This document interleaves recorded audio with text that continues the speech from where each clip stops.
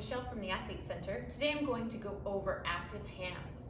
So all this means is creating activity throughout your hands when you are loading into your hands, like in a plank or a bear plank or a crawl or a push-up. Just making sure that all the muscles inside your hands, the intrinsic muscles and the ones that cross the wrist and into the forearm are being utilized and are active, and avoiding maybe dumping in, as we call it, into these wrist joints, particularly when loading into extension. So what we want to be able to do is load equally throughout our hand. So we should feel a nice load through our entire heel of our hand, and then going into the knuckles of our hand and then out into our fingers. You'll notice there'll probably be a little gap in the palm, and that's okay. One of our therapists here says, imagine there's a little blueberry in there that you don't want to squish. So I want you to place your hands on the mat, and I want you to feel the activity. Now, oftentimes people load a little bit more onto their pinky side, and so we encourage you to really feel that knuckle of the thumb and of the index finger into that mat, into that hard surface.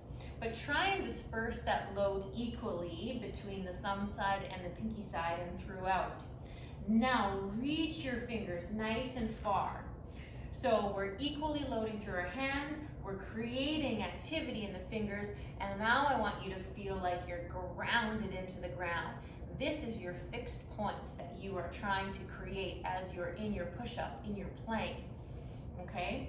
Take your right hand with this activity in your left. Now try and lift up your fingers, okay? Hopefully we're so grounded that you're unable to, okay? Now create that activity in both hands from this slightly offloaded position. We're not that much into extension. I want you to rock forward, load into those hands, and keep that activity, and then rock on back. You may feel like your forearm's working extra hard, more than you're used to, but that's okay. We'll train into it. So continue to create that activity, rock forward into that extension position, and then back again. Okay, so for those of you who might have sore wrists, who do a lot of push-ups, this is a great way to offload those joints and make sure that the surrounding musculature is working in your favor.